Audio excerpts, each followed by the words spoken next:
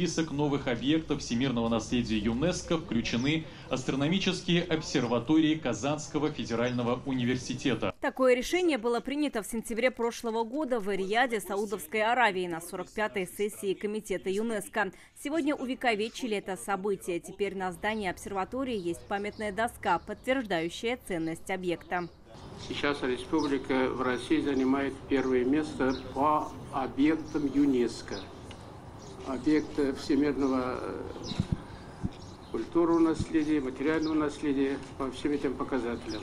Это огромный опыт работы всего нашего коллектива, государственного университета, ученых. И поэтому я хочу поздравить всех нас с сегодняшним знаменательным историческим событием. Идея о включении астрономической обсерватории в список ЮНЕСКО впервые прозвучала в 2009 году. Большую работу в этом направлении провел Минтимир Шаймиев и созданный по его инициативе Фонд Возрождения.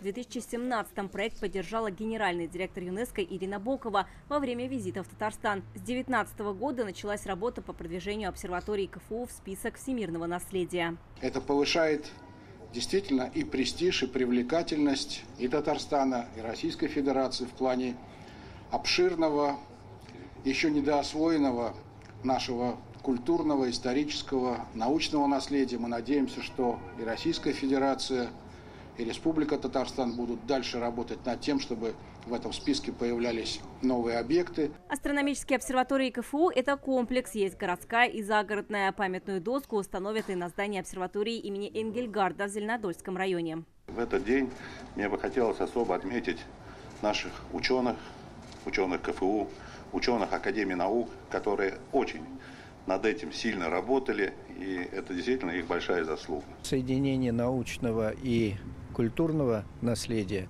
отличает этот объект, и таким образом мы можем характеризовать те процессы, которые происходят сегодня в науке, и это хорошая возможность для представления имиджа Татарстана, имиджа Казанского федерального университета. Торжество прошло в рамках Казань-форума, поэтому здесь много иностранных гостей. На панельные дискуссии они обсудили роль всемирного культурного наследия ЮНЕСКО в развитии регионов. Фарид Мухаммедшин отметил, объекты ЮНЕСКО представляют интерес не только как памятники истории и архитектуры, но и открывают возможности для укрепления политики мира и согласия, помогают развивать республику.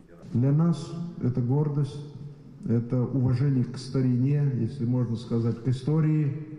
И через эти работы мы ведем большую воспитательную, культурно-духовную работу. Вот у нас министр культуры тоже здесь, Ирада Хафизян, присутствует. Эти возможности используем сполна. Международные гости и эксперты подчеркнули важность сохранения таких объектов. Так, в африканском государстве Мали в списке памятников ЮНЕСКО, так же, как и у нас в Татарстане, 4 объекта. Древние города Дженне. Они развивались, чтобы стать торговой точкой. Больше 2000 домов были построены на маленьких холмах. Они представляют исламскую архитектуру. Нам удалось сохранить особый стиль благодаря включению их в список объектов ЮНЕСКО. В России в почетный список внесен 31 объект. Вероника Гайнудинова, Булат Абдульманов, ТНВ, Казань.